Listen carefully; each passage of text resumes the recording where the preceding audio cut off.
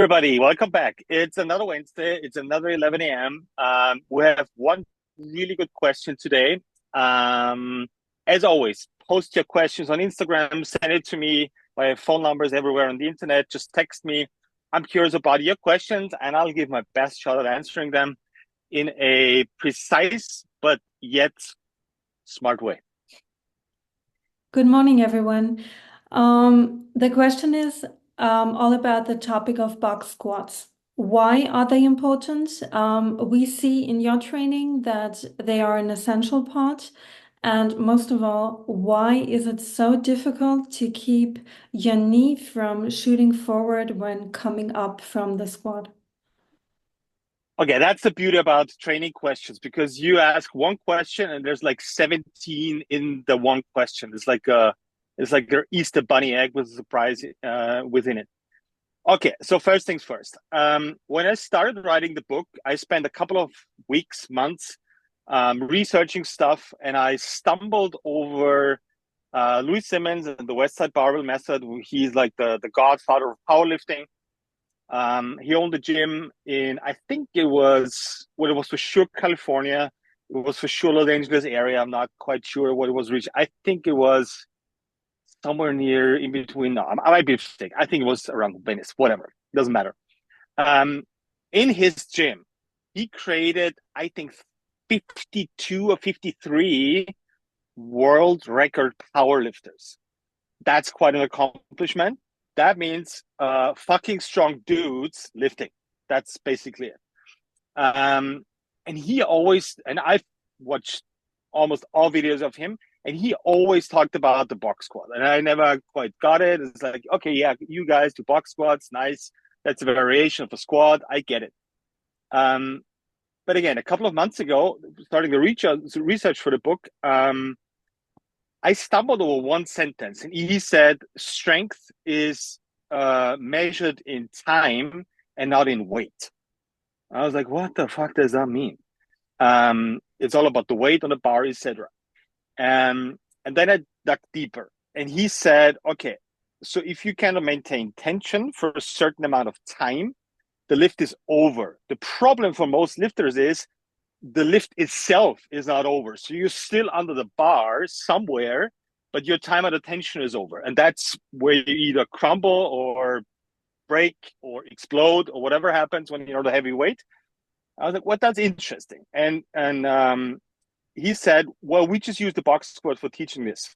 I was like, what does that mean? Then I watched a couple of videos, him explaining the box squat. And he was like, whoa, now I get it. So the box squat has like a couple of layers. The first layer is the stance width. So that means he exclusively squats with his power lifters. Again, 52 or 53 powerlifting world record holders. This is not like Susie's gym next door, strongest people on earth. He only squats with a wide stance because he says, um, um, like Frank Sinatra said, if you make it there, you make it anywhere. That means he said, if you do like the Olympic weightlifting squat, like a narrow squat or like a hip width squat or a shoulder width squat, it's like, okay, then you're capable of teaching your hip how to create tension in that stance. What if you teach your hips to go in a sumo stance and everything in between gets covered? I was like, that's a really cool concept. I'm going to try it out. So that's when I started playing with the box squat exclusively about the stance width and shooting your hips back and keeping your knees in place. So that's how I started my journey of box squatting. Was that 8 months ago, 9 months ago, 10 months ago? Um, and I realized once I actually did it like he said you should be doing it, which we'll cover in a second, I could not box squat more than like 100, 120 kilos. And I have a 200 kilo back squat. So that's quite a step, maybe seen as in the wrong direction. For me, was absolutely in the right direction because it taught me how to use my hamstrings on the way down in a squat. So the box squat is super simple. You go in a sumo width stance. Your knees are over your toes. I'm sorry, over your ankles, or even behind your ankles.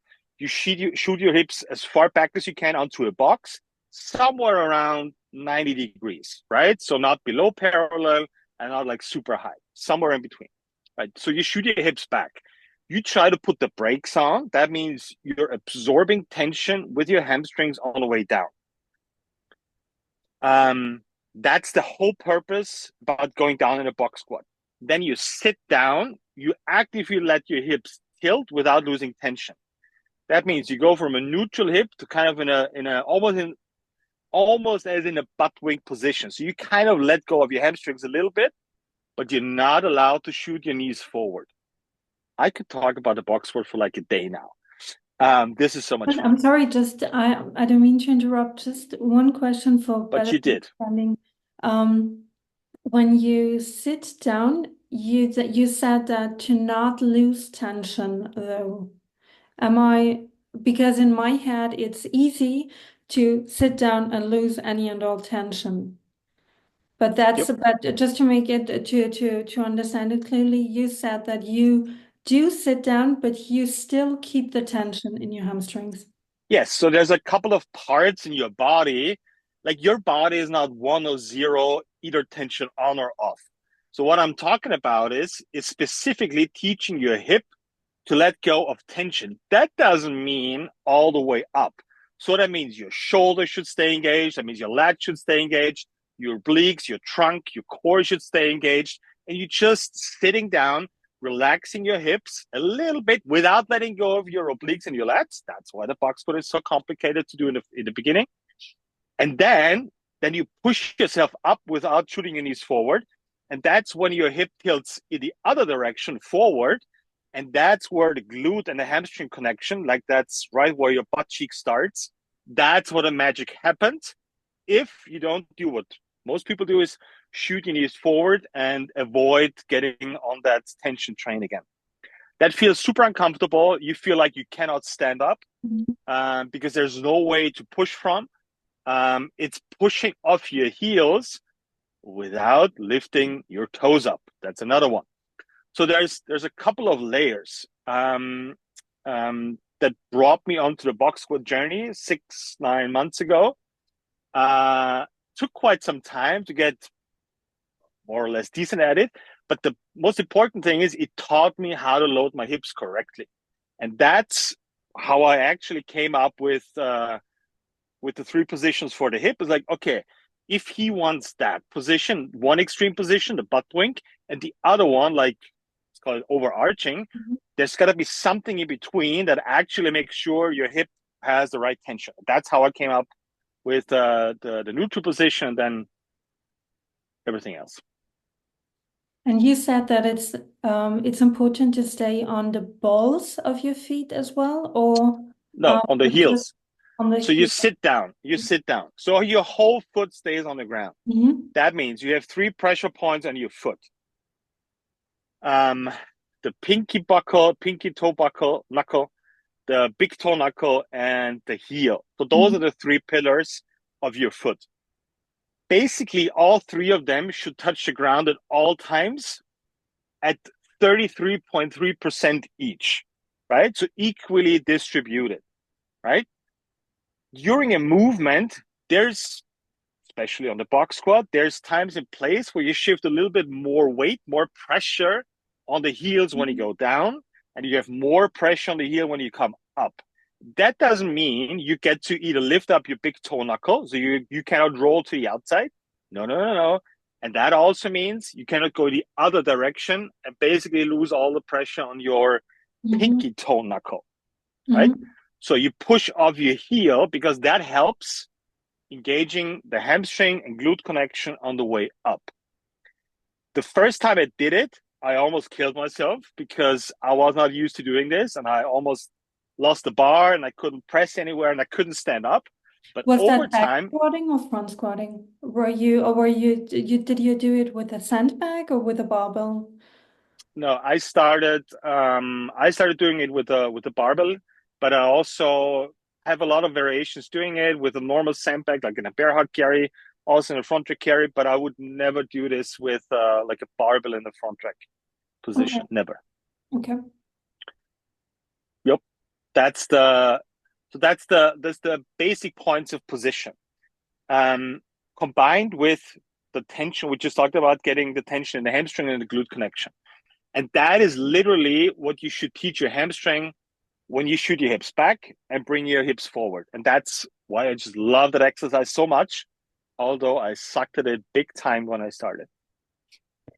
And could you touch also on the progression of how to, for instance, start with a newbie? What are your tips and tricks with, I know that you use like different plates or if we mention the Yes. sandbag, how do you go about it? Okay, this is so much fun because now we can actually talk about training details. So this is not just about doing the box squat. This is how can I prep this for normal people to make sure they know how to load their hips, because whatever you do in your life, this is going to help you. Whether you want to avoid back pain, whether you want to squat more, whether you want to pick up your kids, that's actually the stuff you should learn. So the progression is super simple. The goal is to squat as much weight as possible onto 90 degrees and come up again with all the constraints that I just talked about, like your knees staying in place, you're not losing tension somewhere else rather than the hips, and so on and so forth. So how I train it is, it's a two-sided sword. So the one side is I wanted to get as much weight in as possible, but also I wanted to work on my depth. And those two never go together, because if you use the most weight possible plus the most, whatever you want to call it, range of motion, mobility possible, that's a recipe for disaster, because those two have to be built up together. So I put a bench behind my ass to sit on, and I did like 2 or 3 warm-up sets with like 100, 120 kilos, couple of reps, going for depth. That means my constraints, the knees, the hips, etc., had to stay in place, and I had to go all the way down to like 90 degrees and come up.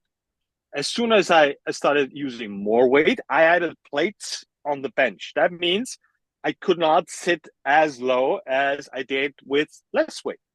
Sounds so simple, but that's a very tactical approach how to work on actual mobility without sticking any expensive device in some parts of your body and pretending it's going to get better.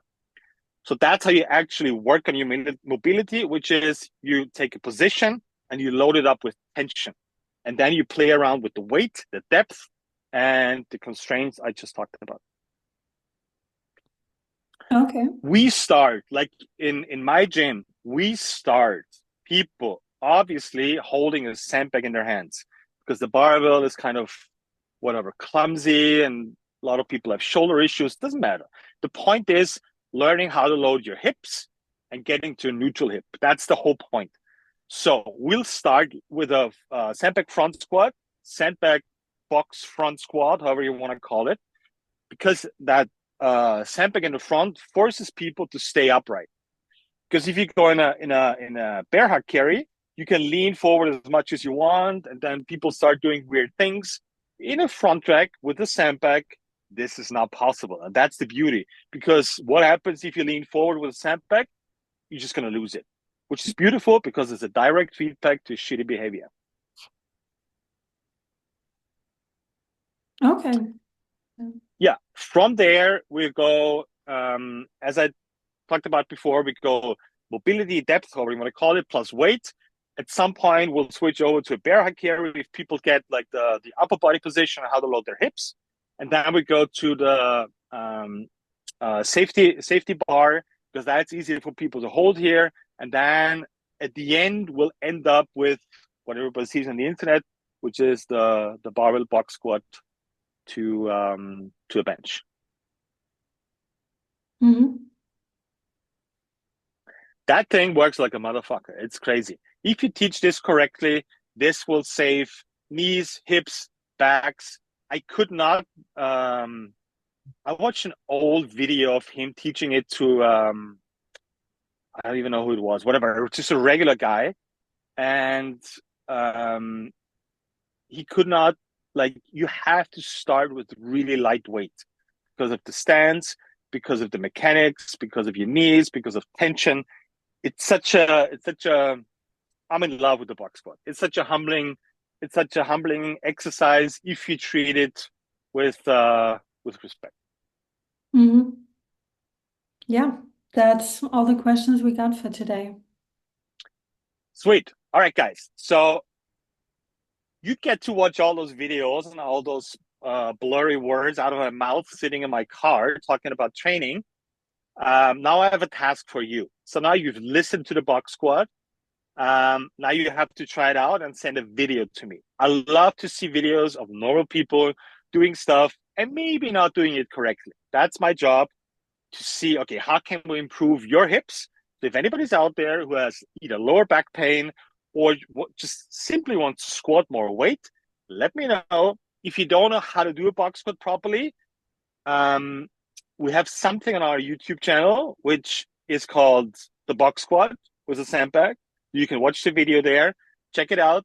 Send me a video, send it on Instagram, comment on YouTube, whatever you want. Send it to me via WhatsApp. I love to see your videos doing the box squat. It will help your hips tremendously.